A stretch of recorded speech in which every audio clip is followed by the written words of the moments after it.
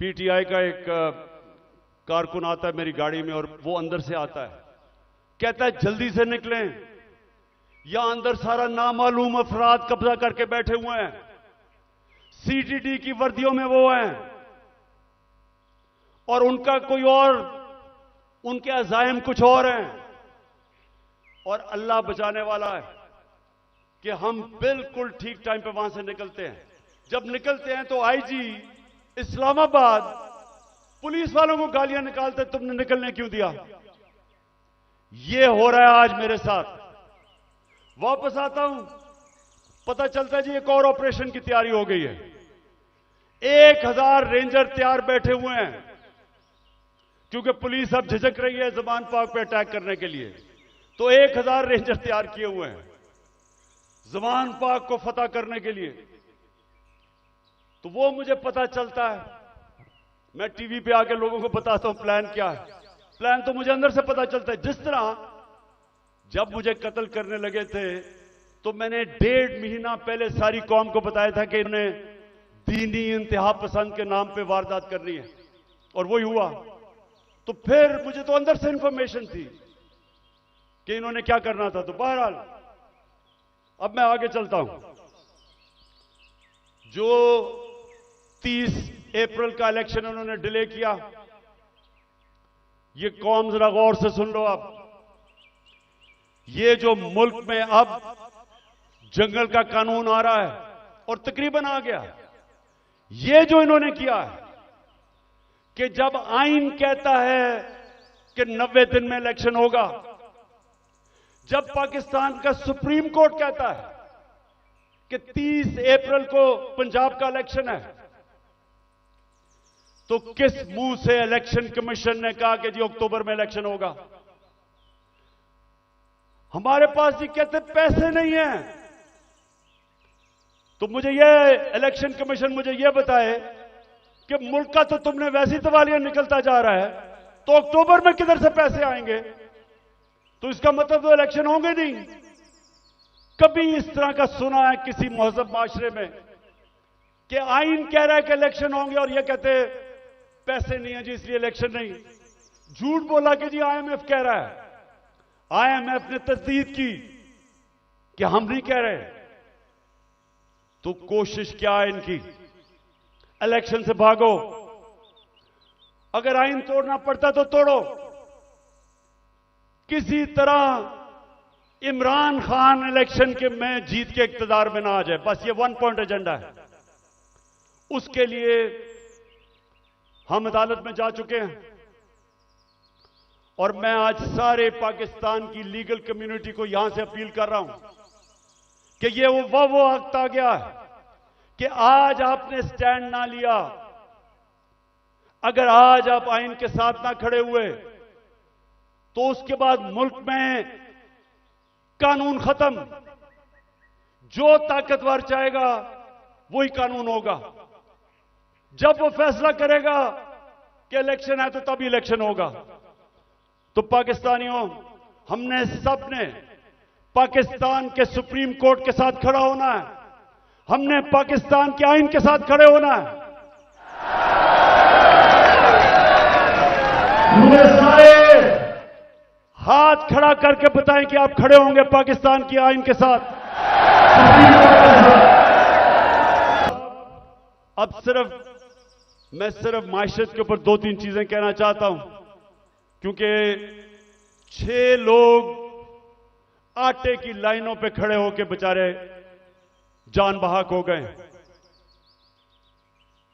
मैं सबसे पहले सवाल पूछता हूं कि अगर आपने आटा बांटना है तो क्या यह तरीका है कि इस तरह लोगों को जलील खड़ा करके, जिल्लत देके, कभी इस तरह भी आटा बांटा जाता है।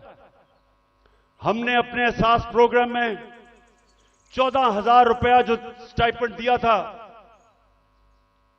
गरीब लोगों को, स्कूलों के अंदर बुलाया, मुहज़्ज़ब तरीके से बिठाया, उनको आराम से इज्जत से पैसे दिए, इस तरह जलील नहीं किया।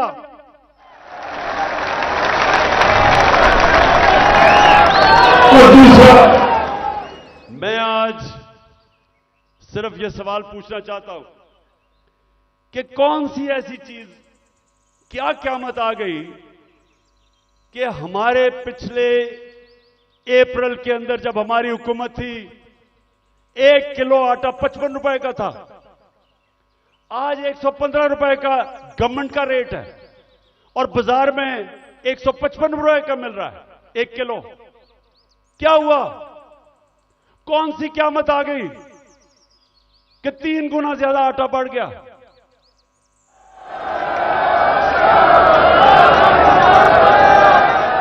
जनरल बाजवा वो आजकल इंटरव्यू देते हैं, तो एक इंटरव्यू में कहा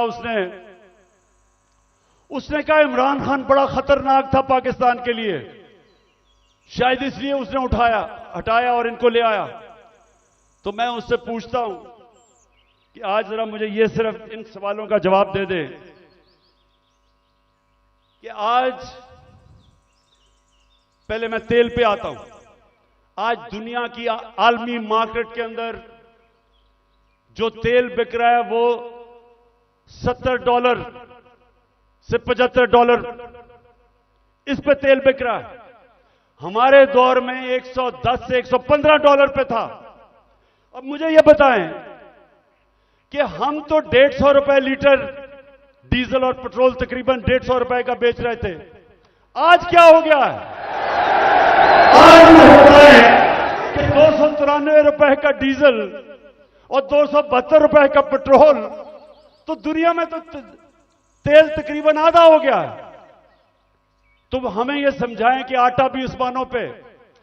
आज जो पाकिस्तान की जो हर हफ्ते वीक ऑन वीक जो कहते हैं एसपीआई जो महंगाई है वो 47% पे पहुंच गई है। सारे पाकिस्तान के महंगाई के रिकॉर्ड टूट गए। हिंदुस्तान, जब हमारी हुकूमत थी तो हिंदुस्तान में महंगाई 5.5% थी, पाकिस्तान में 10% के करीब थी। तो आज ये बताएं कि हिंदुस्तान में तो महंगाई गई है 6.5% और पाकिस्तान में पहुंच गई है 31%। 3 गुना ज्यादा महंगाई हो गई है। तो लोगों से पूछे, तनख्वाहदार से पूछे कि उनके ऊपर क्या हुआ। हम जब थे डॉलर, पिछली मार्च में जब इन्होंने नो कॉन्फिडेंस किया था तो डॉलर कितना था? 178 रुपए का। आज पहुंच गया 283 रुपए का। यानी अगर आपके बैंक में पिछली मार्च अप्रैल में आपका 100 रुपया था तो वो 65 रुपया रह गया है। वो जो 100 रुपया था वो सिर्फ आज 65 रुपए की चीजें खरीद सकता है। तो मैं बाजवा से पूछता हूं कि मैं तो बड़ा खतरनाक था, तो ये बताएं कि ये किसको ऊपर बैठा दिया है कि पाकिस्तान घुटनों पे पहुंच गया है।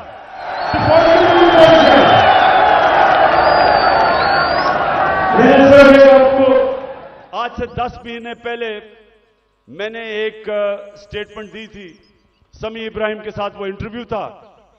तो ये जरा छोटा सा क्लिप ये देख ले। ये आज से 10 महीने पहले था। तो इन्होंने असेंबली में कहा कि इमरान खान को गद्दार डिक्लेयर कर दो। मेरे ऊपर उन्होंने पार्लियामेंट में कहा कि रेजोल्यूशन पास करो गद्दारी की। उधर क्लिप सुन ले 10 महीने पहले यह क्या था। मैं आपको सीक्वेंस बता देता हूं ना। ये जब से आए हैं रुपया गिर रहा है, स्टॉक मार्केट, चीजें महंगी, डिफॉल्ट की तरफ जा रहा है पाकिस्तान। अगर हम डिफॉल्ट कर जाते हैं इसका मतलब पाकिस्तान बैंकरप्सी की पूजा। सबसे बड़ा इदारा कौन सा है जो हिट होगा? पाकिस्तानी फौज। जब फौज हिट होगी तो जो उसके बाद हमारे से कंसेशन क्या ली जाएगी जो यूक्रेन से उन्होंने ली थी डीन्यूक्लियराइज करने की। सबसे बड़ा तो मसला उनको, हमारी वाहिद मुसलमान मुल्क है जिसके पास न्यूक्लियर डिटरेंट है। जब वो चला गया फिर क्या होगा?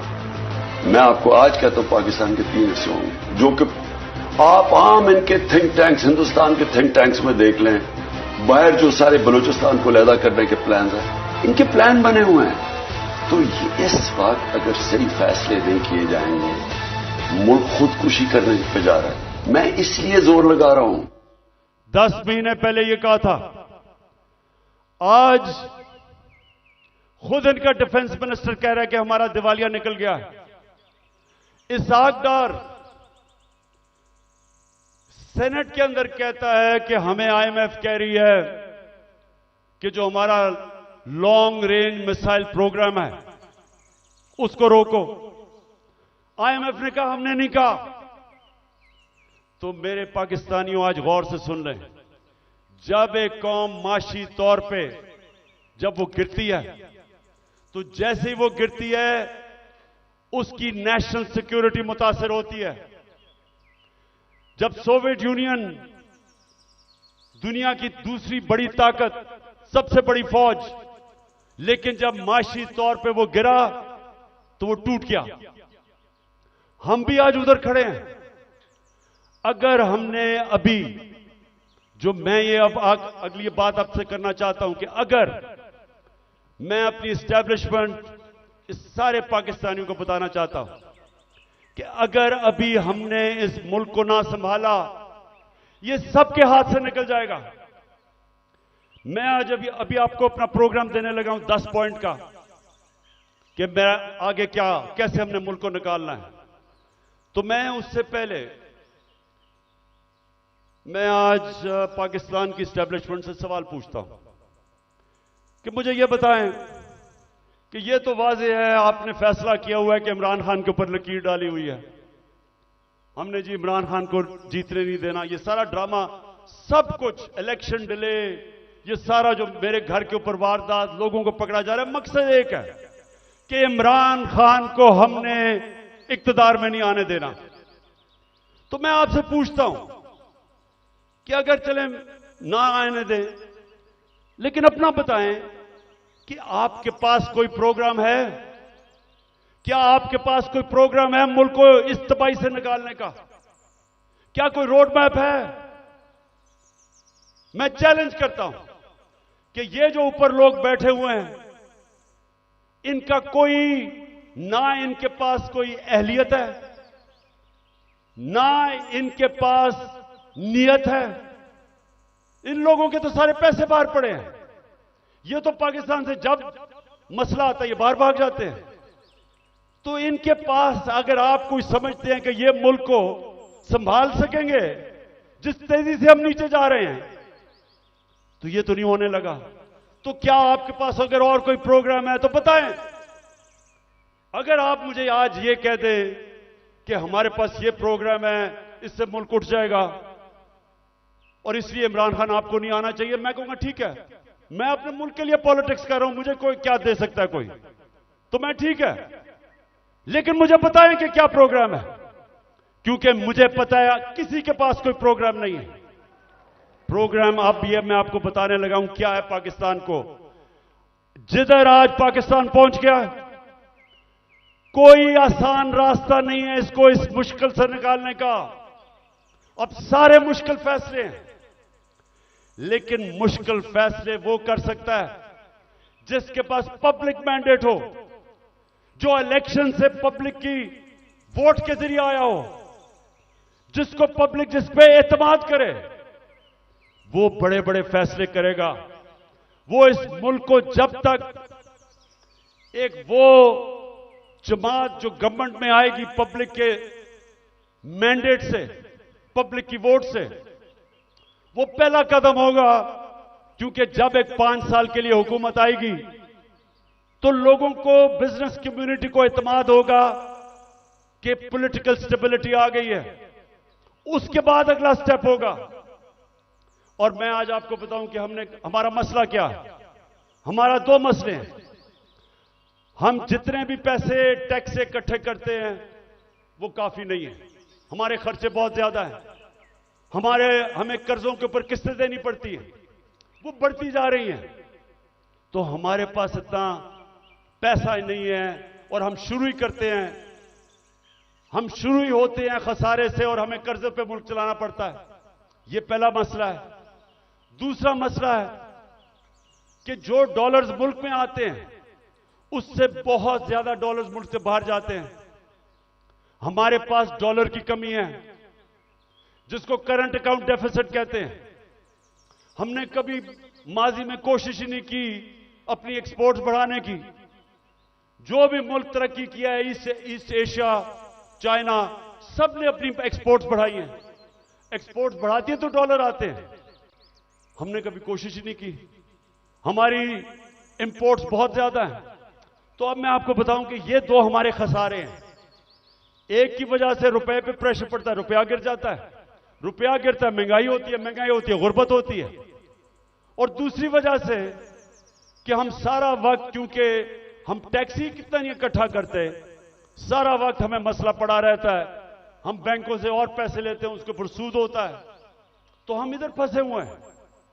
तो इसके लिए सबसे पहले पाकिस्तान के अंदर एक उस तरह की सर्जरी करनी पड़ेगी, मुल्क का गवर्नेंस सिस्टम ठीक करना पड़ेगा, उसके लिए रूल ऑफ लॉ लाना पड़ेगा, मुल्क की एनवायरनमेंट चेंज करनी पड़ेगी। जिस तरह हम गवर्नमेंट चलाते हैं बिल्कुल चेंज करना पड़ेगा।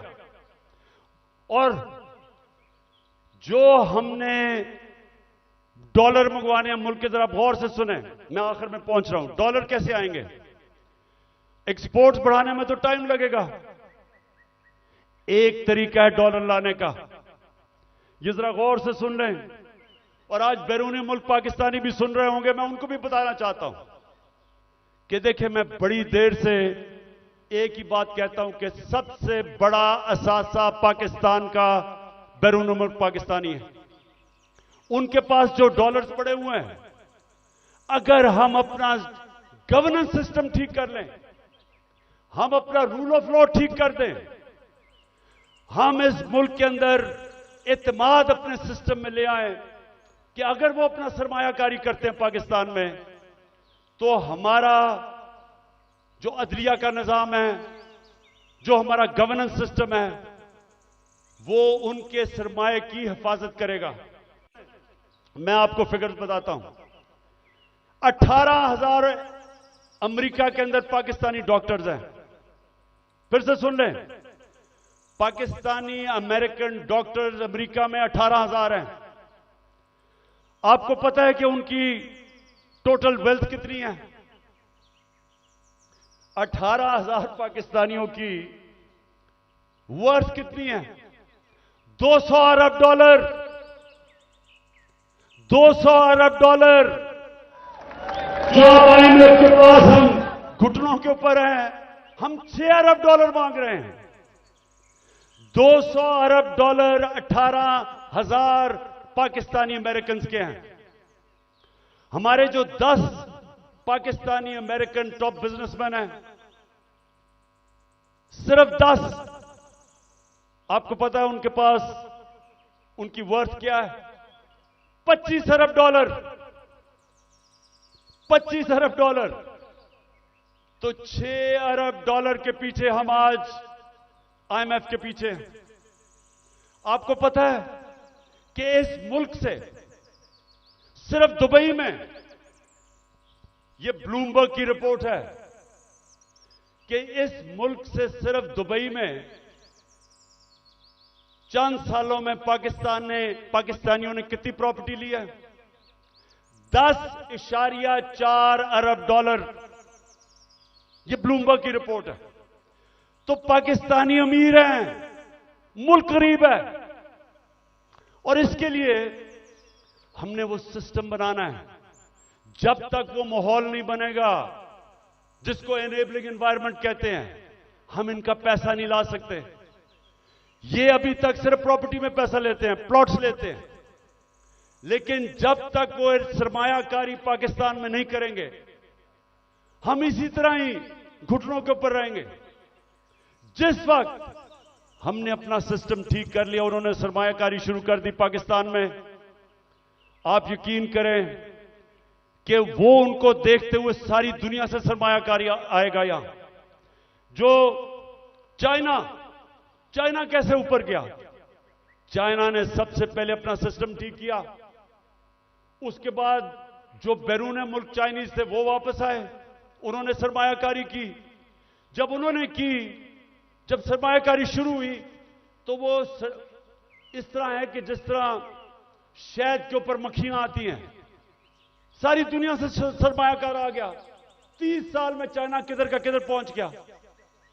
क्योंकि उधर लीडरशिप समझी कि जब तक हम अपने मुल्क का जो सरमायाकारी का माहौल है वो ठीक नहीं करेंगे तो सरमायाकारी नहीं आने लगी।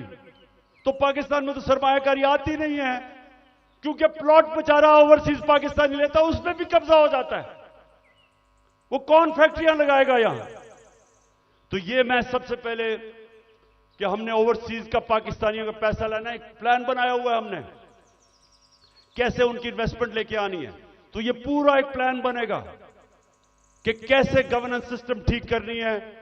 3.5 साल में हमें पड़ी, शुरू में तो हमें समझ ही नहीं थे कि क्या हालात है।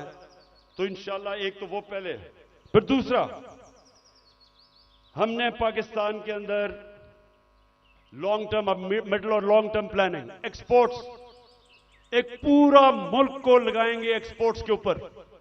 एक्सपोर्टर्स को वीआईपी बनाएंगे। जो मुल्क में डॉलर चीजें बेच के डॉलर लेके आएगा उनके लिए सहूलतें देंगे। हमने दी थी और इसकी वजह से हमारी रिकॉर्ड एक्सपोर्ट्स थी जब हमारी गवर्नमेंट गिराई गई है।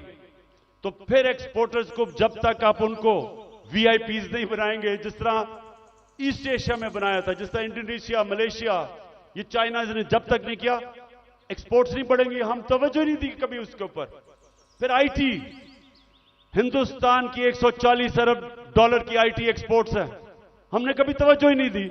हमने जब दी थी तो 2 सालों में 70% हमारी आईटी की एक्सपोर्ट बढ़ गई थी। उनको हमने उठाना है क्योंकि फ्यूचर टेक्नोलॉजी का है। तीसरी चीज टूरिज्म, पाकिस्तान के पास कभी हमने तवज्जो नहीं दी। ये मुल्क, और हमारी बदकिस्मती के 2 साल कोविड हो गया, कोरोना हो गया, उसके बाद टूरिज्म खत्म हो गई। तो इंशाल्लाह पूरा मेरा प्लान है कि इस बार इंशाल्लाह अल्लाह ने मौका दिया, कैसे टूरिज्म उठाएंगे। उसके अलावा हमने कभी तवज्जो ही नहीं दी मदनियात पे, मिनरल्स पे। वो इसलिए क्योंकि वो सूबाई सब्जेक्ट बन गया है, सूबों के पास कैपेसिटी नहीं है। तो इस वक्त पूरा जोर लगाएंगे कि कैसे हमने पाकिस्तान के, और यहां बहुत अल्लाह ने नेमतें बख्शी हैं मदनियात में, लेकिन हमने तवज्जो नहीं दी, उससे भी हम डॉलर पाकिस्तान में आ सकते हैं। फिर इंडस्ट्री को, और खास तौर पे स्मॉल मीडियम इंडस्ट्री, ये हमने शुरू की थी और मुझे फख्र है कि हमारी 17 साल के बाद सबसे ज्यादा इंडस्ट्री बढ़ रही थी, जो आज फिर बंद हो गई है। तो वो उसके ऊपर, और स्मॉल और मीडियम जो छोटा इंडस्ट्री है उसके ऊपर हमने पूरा प्लान बनाया हुआ है। फिर अपनी ज़राअत की हमने सिर्फ प्रोडक्टिविटी बढ़ानी है। चाइना के साथ हमने बात कर ली थी कि कैसे हम पैदावार बढ़ा सकते हैं, और उन्होंने आना था, और बदकिस्मती फिर कोरोना की वजह से 2 साल चाइना बंद हो गया। तो उसका पूरा प्लान बना हुआ है। फिर जो बड़े बड़े पीआईए, रेलवे, गवर्नमेंट कॉरपोरेशन, ये सबसे ज्यादा नुकसान करती हैं पाकिस्तान में। जो हमारा जो पैसा आवाम पे खर्च होना चाहिए वो नुकसान पे चला जाता है। इनको रिस्ट्रक्चर करना है। ये भी हम आखिर में बना था, लेकिन हमारी गवर्नमेंट चली गई। इसका पूरा प्लान है। और फिर कैसे हमने अपना टैक्स कलेक्शन बढ़ाना है। अब ये जरा सुन लें, इस वक्त 22 करोड़ पाकिस्तानियों में सिर्फ 25 लाख टैक्स देने वाले हैं। 22 करोड़ पाकिस्तानियों में 25 लाख टैक्स देने वाले हैं। हमने नादरा के साथ मिलकर आइडेंटिफाई किए 4 करोड़ टैक्स देने वाले, उनके हमने टेक्नोलॉजी के इस्तेमाल करके हमने पता चलवाया कि इतने ज्यादा टैक्स पेयर जो पैसे नहीं देते, उनके लिए, ये मैं अब आखिर में आ रहा हूं, उसके लिए हमने पूरा प्लान बनाया हुआ था, लेकिन फिर हमारी गवर्नमेंट चली गई। लेकिन जब तक हम अपना टैक्स बेस नहीं बढ़ाएंगे, जब तक हमारा टैक्स नहीं बढ़ेगा, मुल्क आगे नहीं चल सकता। तो इंशाल्लाह उसका पूरा हमारा प्लान है। उससे मैं ये भी बता दूं कि हमने रिकॉर्ड टैक्स इकट्ठा किया था अपने दौर में। और फिर मनी लॉन्ड्रिंग, ये देखें हमारी जो एलीट है मुल्क की, शायद ही किसी मुल्क में ऐसे हो कि सारी एलीट जो पैसा होता है वो बाहर भेज देती है। प्रॉपर्टीज इनकी बाहर हैं, जिस तरह मैंने दुबई में बताया, लंदन, सारी दुनिया में। तो और ये चोरी का पैसा होता है। तो जब तक हम इसको कंट्रोल नहीं करेंगे, और ये होगा रूल ऑफ लॉ से, जितना हम अपना कानून तकड़ा करेंगे, हम इतना पैसा हमारा मुल्क से बाहर चला जाता है, डॉलर्स बाहर चले जाते हैं चोरी के, हमने वो रोकना है। आखिर में इस दौरान जो मुश्किल वक्त है, आज कमजोर तबका हमारा पिस गया, तनख्वाहदार हमारा पिस गया महंगाई की वजह से, तो हमने जो चीजें शुरू की थी उसका मैं आपको बता दूं कि सबसे पहले हमने हेल्थ कार्ड, जो हेल्थ इंश्योरेंस थी कि हर लोगों के लिए 10 लाख रुपए के लिए हेल्थ इंश्योरेंस हर खानदान के लिए किसी भी अस्पताल में अपना इलाज करवा सके, वो सबसे ज्यादा जो बंद किया गया कई जगह के ऊपर, वो फिर से हम शुरू करेंगे। क्योंकि ये आजकल के दिनों में, महंगाई के दिनों में, एक बीमारी हो जाती है घर में, सारा घर मकरूज हो जाता है। तो जो हेल्थ कार्ड है वो हमारा पूरा इनिशिएटिव है और इंशाल्लाह वो नंबर 1 होगा कि हमने अब लोगों को कैसे तहफ़्फ़ुज़ देना है, सोशल प्रोटेक्शन कैसे करनी है। दूसरा, हमने सानिया निश्चित ने एक जबरदस्त प्रोग्राम निकाला है और वो है हमने अब राशन देना है लोगों को। वो कैसे करना है? हमने अब पूरा डेटाबेस बनाया है। हमने देखा कि कौन कौन से खानदान, उनकी इनकम कितनी है जो मुश्किल में है, तो इसको कहते हैं टारगेटेड सब्सिडी। पूरा प्लान ये है कि उनको डायरेक्ट हम पैसा देंगे ताकि जो गरीब लोग हैं, उनको, जो कमजोर है, जो मुस्तक है, उनको डायरेक्ट पैसा मिले। आजकल के मुश्किल दिनों में उनको खाने पीने की इतनी चीजें महंगी हैं, तो एक ये पूरा प्रोग्राम हमारा बना हुआ है। फिर हमने नौजवानों को लोन्स देने हैं, सूद के बगैर कर्जे, ताकि वो अपनी बिजनेस शुरू कर दे। हमने कामयाब जवान में काफी किया था, लेकिन इंशाल्लाह उसको अब और आगे लेके जाएंगे। फिर घर बनाने के लिए, तनख्वाहदार तबकों के लिए हमने पहली दफा पाकिस्तान में घर बनाने के लिए हाउस फाइनेंसिंग शुरू की थी। सस्ते सूद के ऊपर कर्जे, यानी अगर, क्योंकि कैश तो लोगों के पास होता नहीं है, लेकिन जितने पैसे लोग किराए पे दे रहे हैं वही किस्त बन जाए और उसी में घर उनका हो जाए। तो ये हमने पूरा स्कीम शुरू की थी, फिर से करेंगे, क्योंकि तनख्वाहदार लोगों के लिए अपना घर बनाना नामुमकिन है, वो फिर से शुरू करेंगे। फिर कच्ची आबादी, इतनी ज्यादा कच्ची आबादियां हो गई हैं। हमने आखिर में ये प्रोग्राम बनाया था क्योंकि टाइम लगा डेवलप करने में। अब सारी कच्ची आबादियों के अंदर, ये मलेशिया में भी हुआ है, ये तुर्की में भी हुआ है, हम क्या करेंगे कि उनके लिए मॉडर्न फैसिलिटीज उधर ही खड़ी करेंगे और डेवलपर को कहेंगे कि वहां एक बिल्डिंग बना ले और वो ही उनके लिए बिल्डिंग बनाए जिधर उनको फैसिलिटीज मिल जाए, पानी मिले, सही माने में वो रह सके, बजाय गंद के अंदर कच्ची आबादी में लोग रहते हैं, और घर भी अपना हो जाए।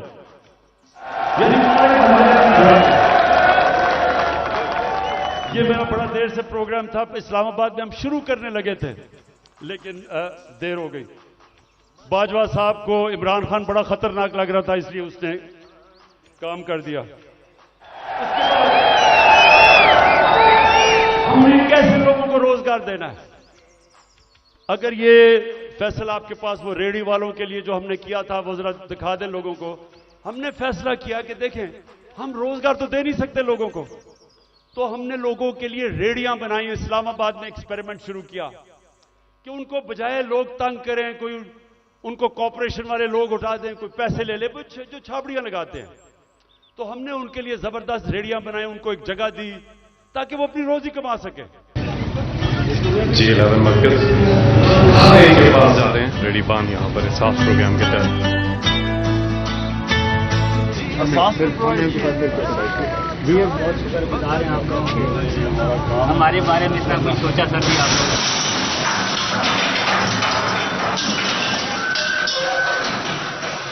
जुल्म कर रहे हैं गरीब बंदों के साथ, जुल्म। हमारी गवर्नमेंट गई, जैसे हमारी गवर्नमेंट गई, उनको हमने अच्छी बड़ी रेडिया बना के दी, वो बेचारे अपने रोजी कमाना शुरू हुए। ये इंपोर्टेड हुकूमत ने वो सारी रेडिया आपके सामने खत्म की। देखिए, न्यूयॉर्क आप जाएं, पता नहीं कितने आप में से लोग गए हैं, वहां हर जगह पे उन्होंने अपनी अपनी स्टॉल्स लगाए होते हैं सड़कों के ऊपर और रोजगार कमा रहे होते हैं, उनको इजाजत होती है। हम क्यों नहीं करते? वो बेचारे पॉश एरियाज के अंदर, इस्लामाबाद के ब्लू एरिया में नहीं जी, वो खास कोई लोगों का इलाका है जिधर बेचारा आम आदमी रोजी नहीं कमा सकता, तो इसके ऊपर भी इंशाल्लाह अब हमने प्लान बनाया हुआ कि सारे पाकिस्तान में आम लोगों को मौका दें, अपनी जगह बनाएं ताकि रोजी कमा सके, बच्चे पाल सके।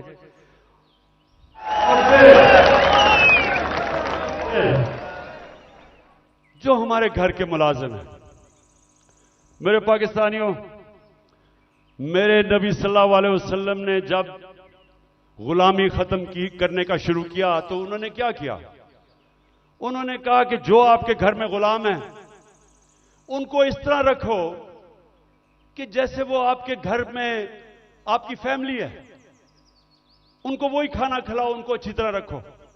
ये उन्होंने पहला कदम उठाया था कि उनको इंसान समझो, उनके भी हुकूक हैं। मैं जब बरतानिया गया तो उधर मैंने पहली दफा देखा कि जब किसी के भी घर में कोई काम करने आता है तो उसका कॉन्ट्रैक्ट होता है, कितनी देर काम करेगा, छुट्टी कब मिलेगी, तनख्वाह कितनी होगी, ये कॉन्ट्रैक्ट साइन होता है। मुझे अफसोस से कहना पड़ता है कि हम अपने मुल्क में अपने मुलाजमों को ठीक नहीं रखते और ये हमारे दीन के खिलाफ है। हमें बिल्कुल उस तरफ जाना चाहिए कि उनको हम कॉन्ट्रैक्ट्स दें, बताएं कि जितना पैसा मैं आपको दे सकता हूं उसके मुताबिक करें, उनको छुट्टी दें, उनके ऊपर पूरी कोशिश करें कि वो आपके जिस तरह फैमिली मेंबर है। ये हमारे दीन का हिस्सा है और मेरी पूरी कोशिश है कि हमारे जो मुलाजिम हैं घरों में काम करते हुए उनको आहिस्ता आहिस्ता हम राइट्स दें, उनका ध्यान रखें। वो भी इंसान हैं और वो क्योंकि कमजोर हैं उनको बुरी तरह हम रखते हैं। और जिन मुल्कों को हम काफिर कहते हैं या हमारे दीन के नहीं हैं, आप हैरान होंगे कि कितनी इंसानियत है उनमें अपने मुलाजमों के लिए। आखिर में जी मेरे पाकिस्तानियों, मैं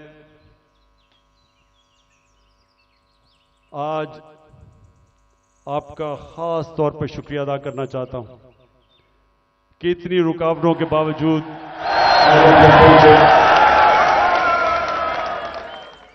मैं आज फिर से अपने मुल्क में जो इस वक्त ताकत में है उन सबको पैगाम देना चाहता हूं कि देखें, जिस तरफ हमारा मुल्क जा रहा है, मैं फिर से कहता हूं, मुझे खौफ है कि ये उधर पहुंच जाएगा जिधर कोई भी इसको रोक नहीं सकेगा। इंडस्ट्री बंद हो रही है, महंगाई बढ़ती जा रही है, एक्सपोर्ट्स गिर रही हैं, जो बाहर से पाकिस्तानी रेमिटेंसेस भेजते हैं वो कम हो रही हैं। अब इंडस्ट्री बंद होगी तो टैक्स कलेक्शन कम हो जाएगी। तो क्या इनका सिर्फ इस वक्त तो एक ही है कि कहीं से कर्जा मिल जाए। कर्जे बढ़ते जा रहे हैं, आमदनी सुकड़ती जा रही है। एक घर जब उसमें मुश्किल वक्त आता है, उसके ऊपर कर्जा चढ़ जाता है, तो वो क्या करता है? वो अपने खर्चे कम करता है, अपनी आमदनी बढ़ाने की कोशिश करता है। हमारी तो आमदनी सुकड़ती जा रही है। तो मैं आज सबको कहना चाहता हूं कि अगर आप मुझे यह बता दें कि इस दलदल से निकलने के लिए हमारे पास स्वाय साफ और शफाफ इलेक्शन की कोई और प्लान है तो मुझे बता दें।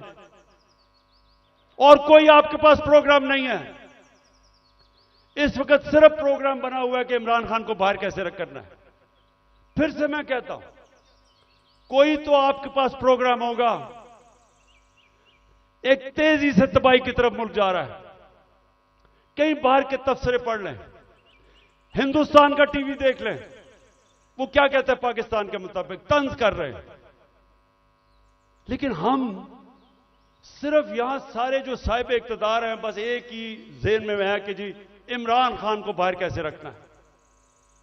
तो मैं फिर से आज अब सबको अपील करता हूं कि हमारे पास वक्त कम है। मुझे कहते हैं जी इलेक्शन डिले कर दें अक्टूबर तक। मुझे एक चीज बता दें कि अक्टूबर में इलेक्शन करवाने से मुल्क को क्या फायदा होगा। मुझे यह कन्विंस कर दें कि अगर इलेक्शन डिले होता है तो मुल्क तब तक संभल जाएगा। मुल्क तो नीचे जा रहा है। हल कोई है नहीं, लेकिन सिर्फ इसलिए कि डरे हुए हारने से इलेक्शन नहीं करवाना। तो मैं अपनी सारी कौम को भी आज कहना चाहता हूं कि पाकिस्तानियों, आपने याद रखना है कि आपने किसी सूरत जालिम के सामने सर नहीं झुकाना। आपने अपनी आजादी के लिए ये जो खौफ का बुत है इसको तोड़ना है। ये जो पकड़ धकड़ तशद्दुद करना, रेंजर्स ले आए कि जी पुलिस नहीं तो रेंजर्स आ जाएं, क्या इससे मुल्क ठीक हो जाएगा? क्या इससे लोग डर जाएंगे? लोगों ने नहीं अब डरना। ये जितना आप ये जुल्म करेंगे, लोगों की नफरतें बढ़ेंगी। जो निकलता है, जो जिसको आप तशद्दुद करके जब वो निकलता है, उसके अंदर नफरत भरी होती है। मुझे तो पहली दफा पता चला कि जब मुझे एक बलूचिस्तान में मिनिस्टर ने कहा, उसने कहा इमरान खान, खुदा के वास्ते अपने लोगों को बताओ कि ये जो हमारे लोगों को पकड़ के तशद्दुद टॉर्चर करते हैं, वो जब वापस जाता है सारा का सारा गांव खिलाफ हो जाता है। वो कहता है जब वो उसकी, जिस तरह उस बेचारे को जिले शाह को कत्ल किया, अगर कत्ल करते हैं, जब उसकी जो डेड बॉडी मिलती है, फिर सब के खिलाफ हो जाते हैं। ये तो कहता सारी कौम को ही खिलाफ कर रहे हो। कभी यह भी तरीका है कि इंसानों को भेड़ बकरियों की तरह डंडे मार के लाइन में करो? इंसान ऐसे नहीं होते। इंसान को समझाना पड़ता है, दिल और दिमाग की जंग होती है। ये डंडे से कोई आज तक नहीं ठीक हुआ। और ये जो खौफ फैलाया हुआ है कि जी हम ये कर देंगे, हम आपको ये मार देंगे, हमने ये कर दिया, फिर से हमला होने लगा है। देखें, आखिर में मैं आपको ये बात बता दूं, आज है 25 हो चुकी है। 25 मार्च को पाकिस्तान वर्ल्ड कप जीता था। मेरी जितनी सारी टीम थी, मेरी सारी टीम, और वो अभी सारे लोग क्रिकेट के ऊपर बातचीत करते हैं, कभी उनसे पूछें, सारी टीम दिल हार चुकी थी। सबका क्या था, हम इतना बुरा हमारा हालात थे, सबने कहा कि हम नहीं जीत सकते। अभी भी किसी टीम वालों से पूछ लें, एक आदमी था जो कहता था अभी हम जीतेंगे, और वो आपके सामने खड़ा है।